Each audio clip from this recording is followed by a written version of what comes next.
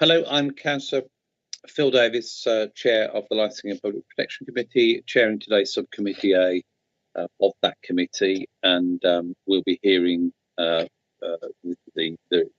application for this temporary entertainment notice today. Before we start, could you all please mute your microphones in order to improve the sound quality? I talk about the process today, and also turn off cameras other than for the elected members. Committee members will normally have their cameras on throughout the hearing process. And if we could all make sure that the obvious things are done, mobile phones off, no distractions likely to occur in the rooms we're in, etc., that will help the process. It's obviously important that those attending these meetings and making representations are able to hear me and the members of my subcommittee and officers. Any distractions could result in the meeting being suspended temporarily or to another date and time under the regulations of these type of meetings. I can confirm this is a public meeting and is therefore being live streamed on the City Council's website so that the general public can view it. The formal agenda is as follows. 1. Notice of recording webcast. I advise the meeting to note that this meeting will be webcast for live or subsequent broadcast via the Council's meeting YouTube site.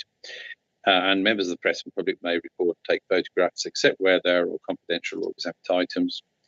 2. Declaration of interest. Members are reminded they must declare all relevant pecuniary and non-pecuniary interests related to any business to be discussed at this meeting. If a declarable pecuniary interest is declared, a member must not speak or take part in the agenda item. Any declarations will be recorded in the minutes of the meeting. Notification of nominee members. Apologies were submitted on behalf of Councillor Locke, and Councillor Wagg was the nominated substitute member. So I welcome you to this hearing for an application in respect of Selly Park 3, St Edward's Road, Birmingham, B29 7DH, an application for a temporary entertainment notice. As I said, I'm Councillor Philip Davis. I chair the meeting today. With me are the other members of the subcommittee, Councillors Penny Wagg and Councillor Simon Morrell.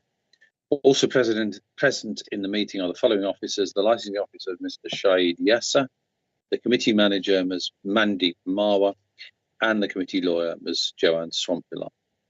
Now I'll ask the parties to identify themselves. So coming first to the applicants for the TENS, is Megan Donovan here? Hello, yes, I'm here. Thank you very much. And I understand you're supported by Claire Maitland. Is Claire Maitland here? Yeah, I'm here. Okay, thank you for that. And next, those making representations, West Midlands Police, Mr. Chris Jones. Good afternoon, Chair. Yeah, Chris Jones, West Midlands Police Licensing Team. Okay, thank you very much for that. Okay, now could I ask, and I think this is addressed to you, Mr. Jones, do you wish to withdraw any of your representations at this stage of the hearing? Chair, no, thank you. Okay, thank you. I'll assume all parties have read and understood the licensing committee's procedural rules sent out in the notice of today's hearing. I may at my discretion amend the procedural rules to reflect the fact that this meeting is taking place online, but I want to assure everyone that no amendments will make an impact on the party's rights to a fair hearing. We use the chat function throughout this process. I think that's pretty universally understood now. And we also use it to record our attendance. So what I would like to ask all participants to do now is to go to the chat bubble in the usual place and just put in their names as a record of attendance.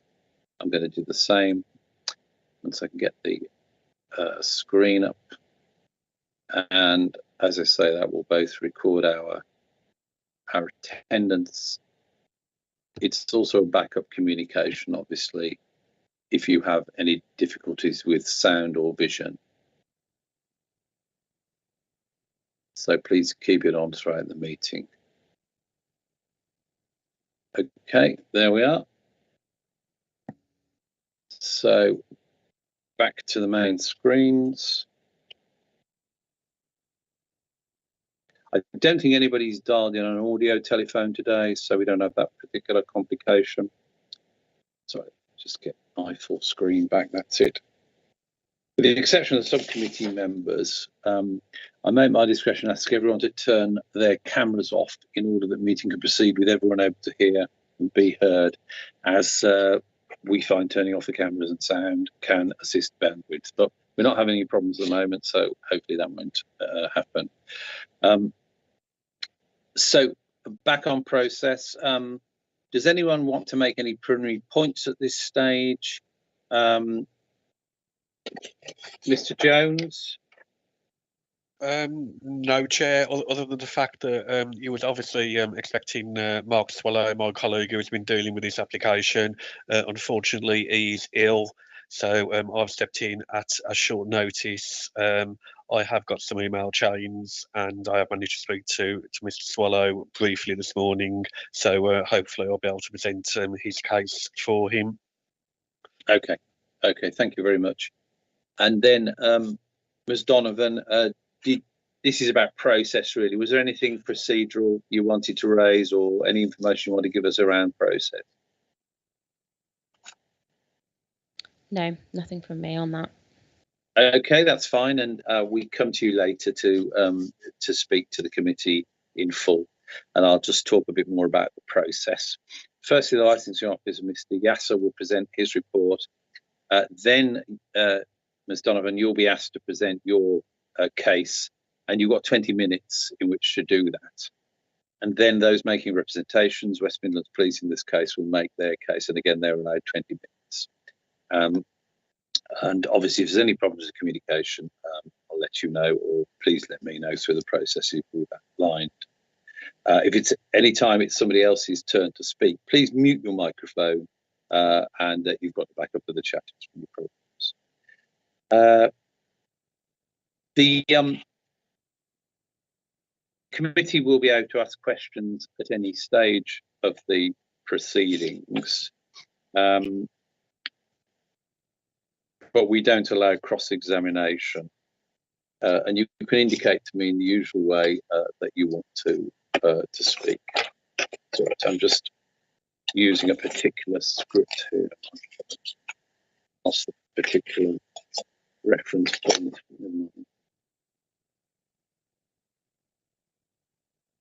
Occasionally, it may be necessary for the subcommittee to take legal advice. At my discretion, I may ask all the parties to wait in this meeting while members and the relevant officers withdraw to take legal advice using a separate meeting within Microsoft Teams. We'll then return to the meeting and restart the live stream, as obviously those advisory meetings take place in private. If at any time the live stream being broadcast on the City Council's website fails, I'll ask you all to mute your microphones and cameras and to stop speaking until the live stream is restored. Ms. Donovan, you get 5 minutes summing up at the end as well, just to let you know. Okay.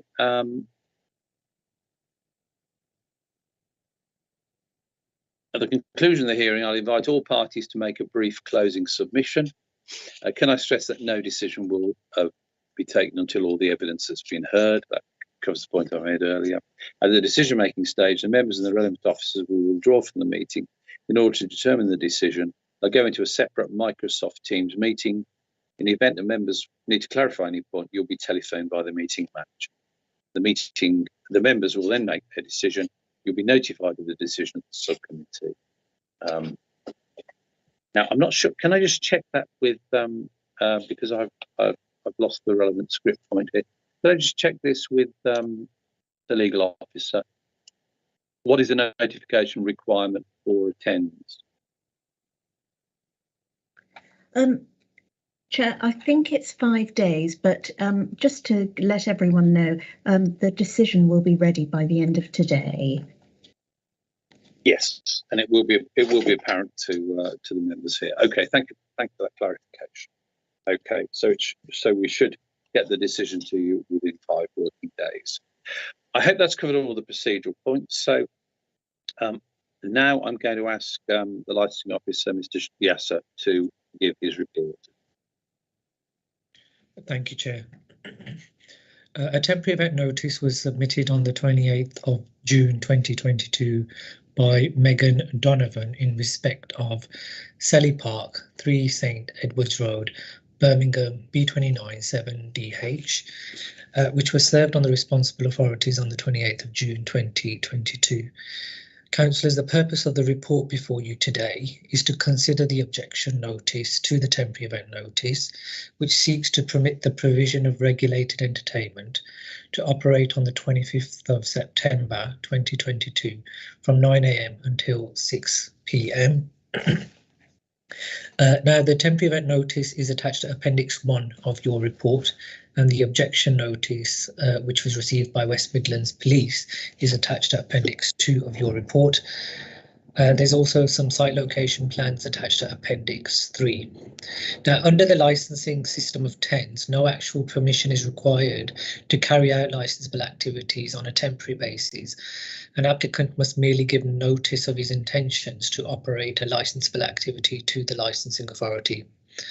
However, the police or local authority exercising environmental health functions may intervene to prevent such an event taking place or agree a modification to the proposed arrangements, and their intervention may in some cases result in the licensing authority imposing conditions on a TEN. Where a TEN is submitted, the licensing authority must consider the objection at the hearing before a counter notice or a notice including statement of conditions can be issued.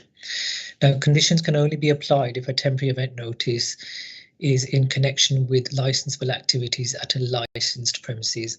It must be noted a premises license is not currently in force for Selly Park, 3 St Edwards Road, Birmingham, B297DH. So when giving a temporary event notice, consideration should be given to the 4 licensing objectives, and the options which are available to you today are to issue the TEN or to issue a counter notice. Thank you, Chair. Thank you very much for that. Okay, so now, Ms Donovan, we come to you to let us know about your application.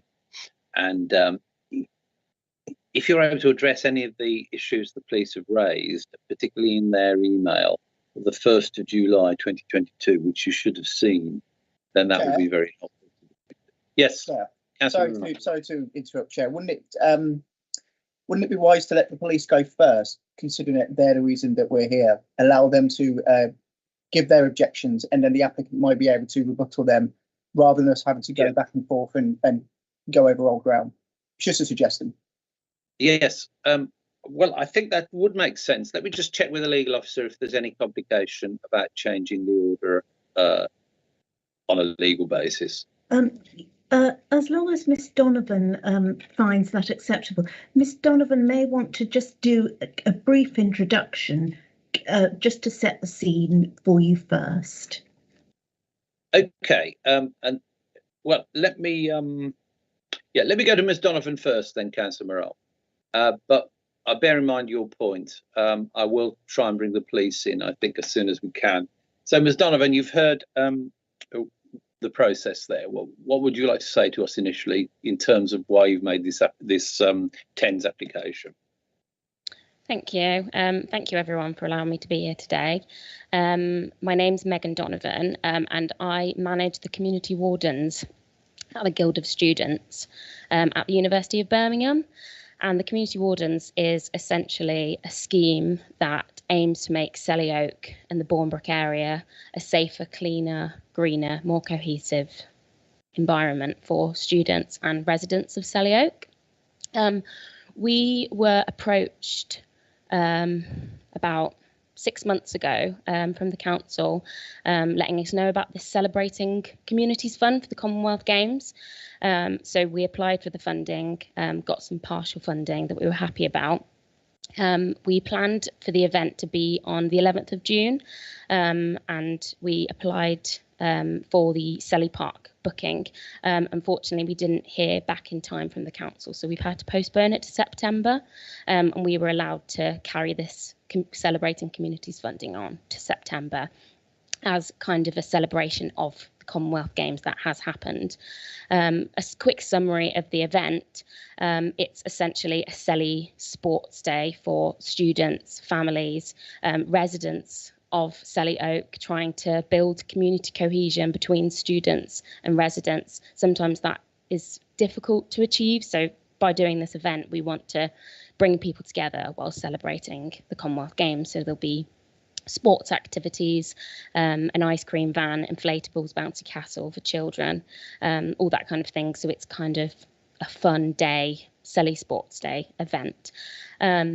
Something that we thought would be a nice idea would be to have music as part of this event. Obviously, it's not essential, but we thought it would be a nice touch to the event while people are coming in, welcoming people.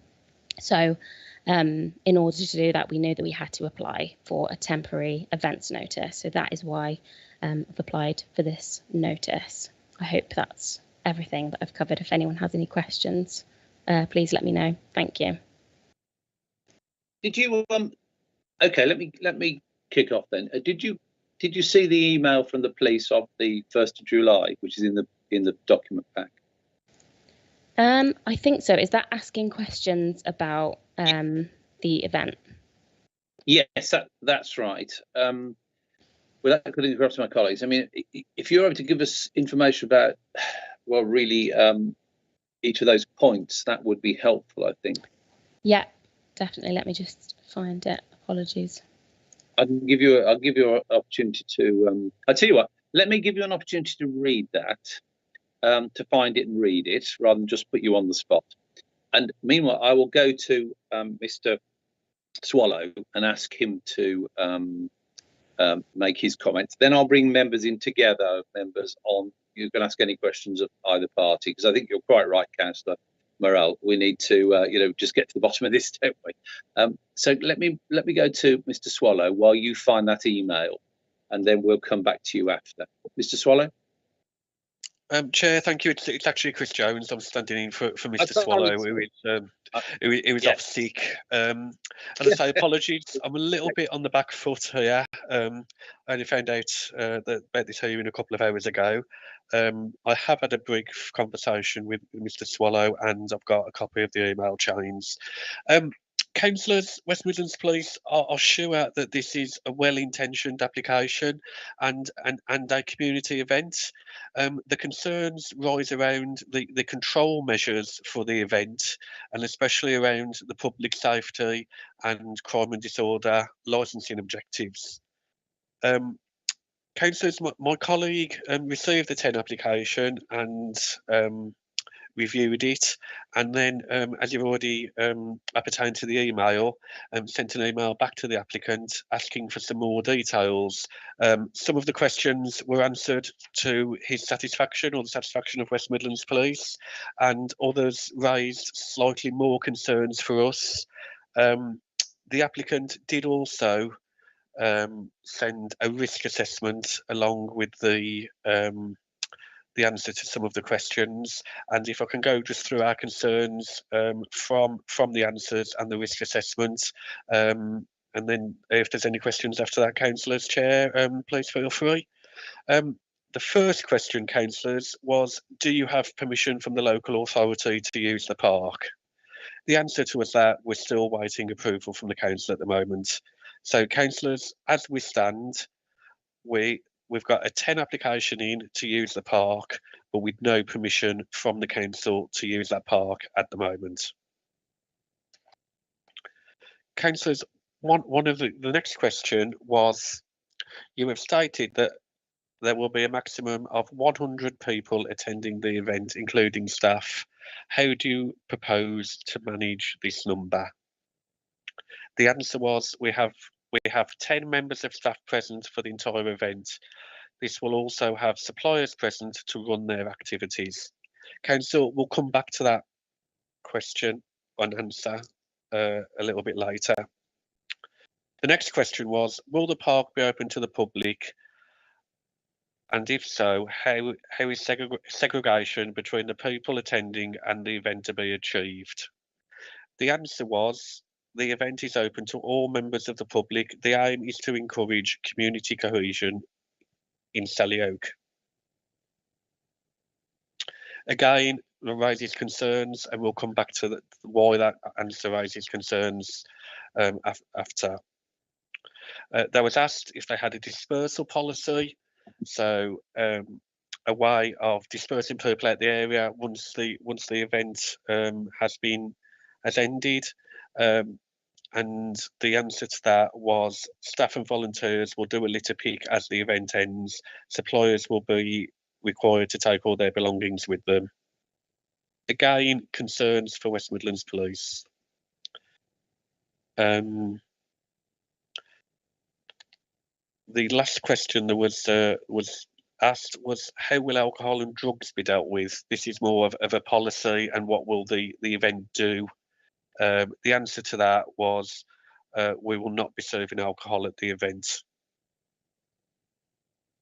So again, councillors, the questions were answered, but not to the detail that we would expect from an organised event, and also some of the answers did raise concerns. As I say, there was a risk assessment sent along with those concerns, and the application on the temporary event notice was for 100 people. Councillors, as you know, that number would include staff, would include people with stalls, etc. So you're probably looking at the application for approximately 80 people outside the people who were actually involved in the event. The very first line on the risk assessment on the activity brief says, hoping to engage with 500 local residents. So that's obviously in direct contradiction of the numbers for the tens, which again is concerning around the management and control of the venue. The risk assessment goes into a potential hazard of aggressive or inappropriate behaviour. Councillors, it says emergency services will be contacted if deemed too serious to staff to deal with. Councillors, that goes back to one of the very first questions that was asked by Mark of how will you control numbers? And he says we'll have 10 members of staff present. Councillors, for an event, normally we would expect SIA registered security staff to deal with control of numbers, any aggressive behaviour, etc. And in fact, though, the SIA are actually licensed to deal with this type of behaviour, controlling people, any situations that may occur from bad behaviour. Councillors, the applicant would have us believe that staff members are going to be trained and be able to control this, and this is a licensable activity they're asking members of the public to do, which just can't be done. Councillors, it has to be SIA registered staff. It also goes back to the control of numbers. The event isn't ticketed and is an open event. Councillors, they'll have no idea of the amount of people that will turn up to the event, and if they do, how is it going to be controlled? The area for which they're asking for the event is open, councillors. It's not fenced. The whole park is open. They've got no control of their area, those numbers. If people turn up to the park, want to sit down and listen to the music, bring alcohol in, how is that going to be stopped in their event, their area? It is around the control of the event, and public safety, as well as the prevention of crime and disorder. The way it's set up at the moment, West Midlands Police believe that those two licensing objectives will not be adhered to, and the event will actually struggle to promote those licensing objectives. And that, councillors, really is the basis of the objection at the moment, not the event itself, but the control of the event, especially around public safety and the prevention of crime and disorder. Okay, thank you very much for that, Mr. Jones. I'll go back to Ms. Donovan now. and then I'll bring my colleagues in. Ms. Donovan, do you want to respond around those issues on those two, particularly control of events and public safety at risk is being alleged? I wonder if I could step in as a Meg's manager. Is that okay? Okay. Yes, okay. So I'm Claire, I'm the Student Community Welfare Manager at the Guild of Students, so I oversee the Community Warden scheme. I just wanted to kind of make a couple of things clear that, first of all, we didn't really realise what we were coming into today, and we've been trying to put on this event for a while. The reason that we haven't got permission from the council to run the event, before we were even given the funding, we put in an application to the parks team with the 12 weeks notice that we were supposed to give, and nobody got back to us. We've been round the houses trying to get the application kind of approved to run the event in the first place. We were given the funding, obviously on the basis of we've been trying to get people from the council to give us approval, which is why we missed our original date. Then this got pushed back to September. We thought it would be good to have like music at the event. We don't have to have music at the event. We're just trying to put on a nice community event. And I understand the objections, but that's kind of where we're coming from. So we didn't really expect all of this when we came here today. In terms of the control at the event and how we can manage like the public safety, that kind of thing, I think when Meg responded to that email, she didn't really realise that was going to get read out or quite how much detail was needed. We've never been through a process like this before. So Meg did say that there would be 10 members of staff, but we can get SIA trained security staff that we have at the Guild anyway, that we use for all of our events, that we could use for the event. And we could look more closely at the management of the event itself and how we would control people if that's what's required. I just think that we need to properly prepare this and come back to you. But I think that from our perspective, it's been quite, basically, it feels like there's been a lot of barriers to putting it on, and it kind of feels like, oh, why are we even trying to put this on? We can answer all these questions, but I think we need to go away. That we can't deal with, Ms. Maitland. Sorry to put across you. There are a number of issues there that we can't deal with, you see. So I need to go back. I don't know whether Ms. Swampalai, you were going to make that point as the legal officer. Yes, Chair. Shall we have a very short adjournment for 5 minutes? Yes, let's do that. We may be able to help if we do that. So let's adjourn, and then we're going to talk to our advisors, because this is an unusual situation for us in terms of the work we do on the licensing committee. So thank you. We shall adjourn to our private meeting. If you'll stay in this MS Teams meeting, we'll come back to you shortly. So thank you very much. We'll be back with you shortly. Okay, colleagues. Thank you.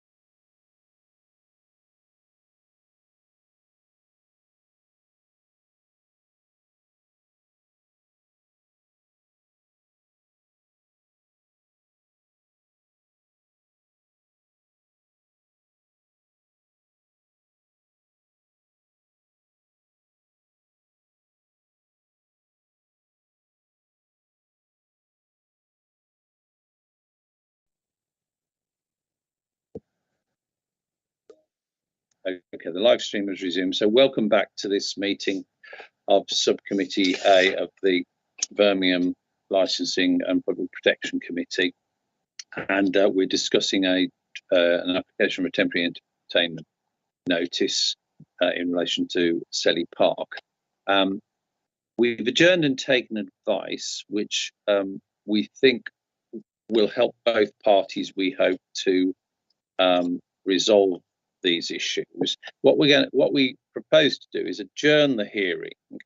The applicant will then be free to contact the licensing department once she's had the benefit of talks with the police. That is our proposal, because we think that will hopefully help the two parties to deal with the matters which have been put before us today.